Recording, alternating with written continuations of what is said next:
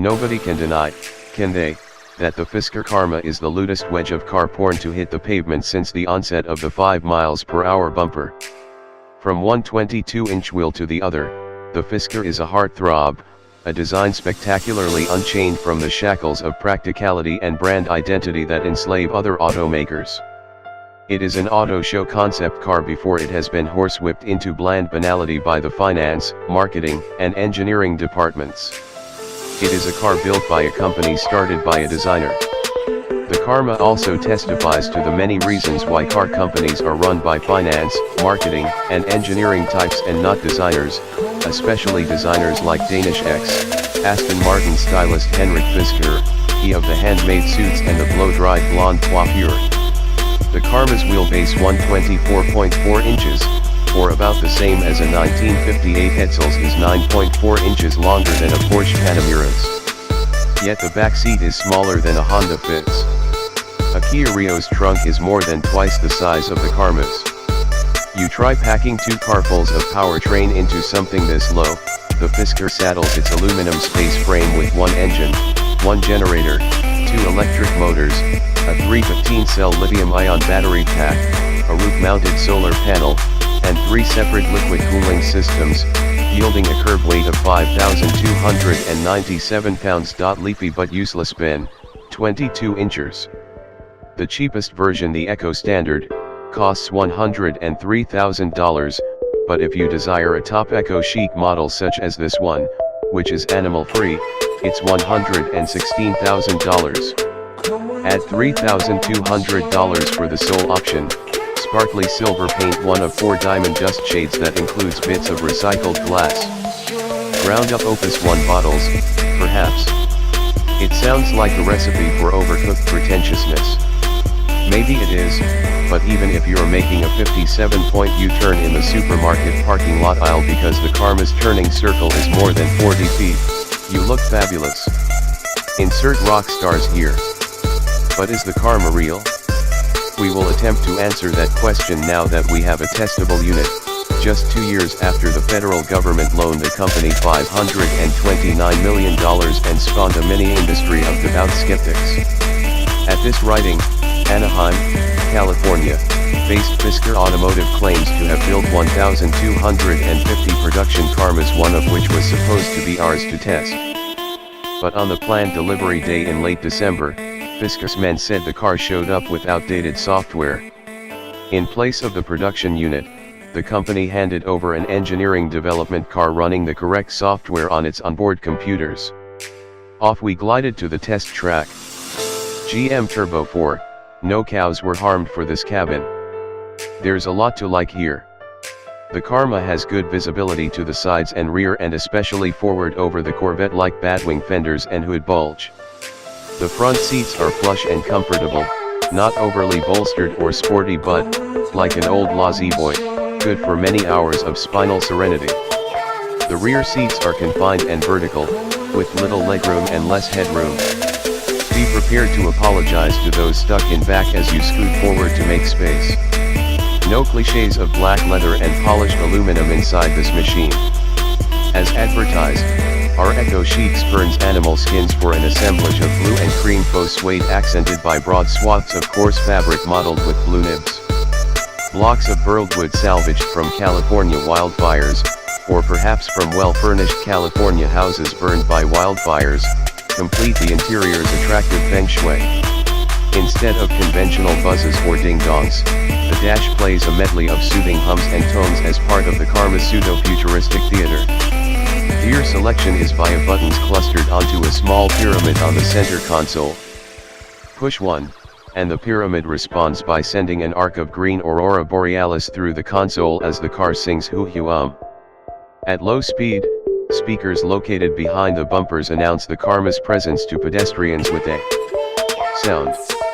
Either it's a simulated jet line or a recording of the Large Hadron Collider making a black hole. The 2 multicolor gauges, one for speed, one a consumption/generation meter with fuel level and battery charge indicators, are high-res digital displays. Most buttons are of the virtual kind and embedded in a 10.2-inch touchscreen. Steering wheel paddles toggle 3 driving modes, including stealth or electric only, support, which more readily rouses the engine for greater accelerative power, and hill, which turns up the regenerative braking function to take advantage of long downgrades. Even in sport mode, the Karma is not particularly nippy, taking 6.1 seconds to reach 60 miles per hour, with the engine furiously cranking the generator and sounding like an old man snoring. Acceleration tapers off considerably after 80 miles per hour, slowing to the rate of barely detectable as it approaches the 125 miles per hour speed limiter. In stealth mode, it's 1.4 seconds slower to 60. Still, in any mode, the Karma has instant torque and is spry enough to jackrabbit through traffic. The naturally weighted electro-hydraulic steering transmits discernible feedback and produces assertive directional changes. It even shames some cars currently wearing blue and white propeller badges. It's that good. The Karma's only tactile shortcoming is its brakes, which are powerful but a bit unnatural feeling, with several discrete steps of engagement. Though the huge wheels have the barest shell-lacking of 35 series rubber, you're slung between a wheelbase longer than the winters in Kaupunki, Finland, where the Karma is assembled. So the ride is well insulated and pampering, even though the car, with the center of its monster gravity just 19.0 inches above the pavement, stays anchored in fast corners.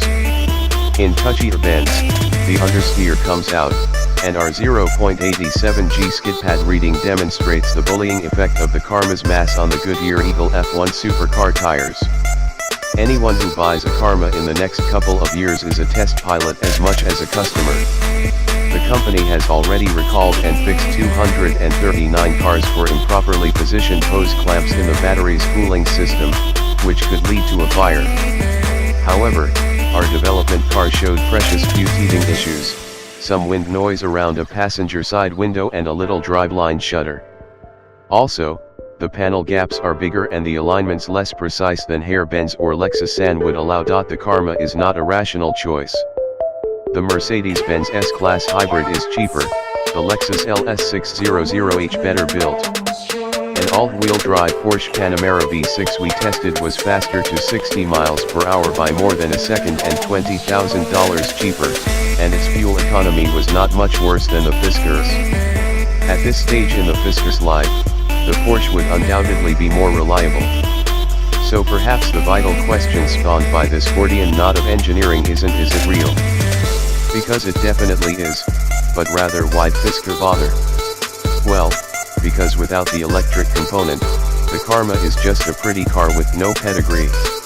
And for a company run by a designer, that's apparently not enough.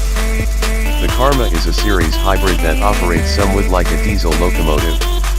A 260 HP, 2.0-liter GM EcoChic Turbo 4 under the hood powers a large puck-shaped AC generator.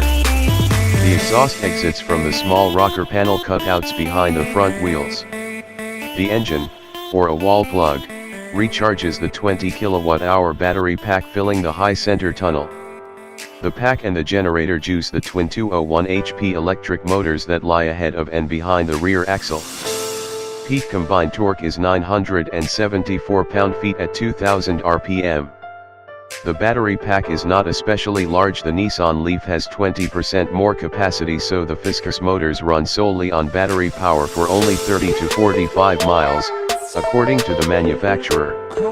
During our testing, we observed somewhat less in electric range of 24 to 28 miles.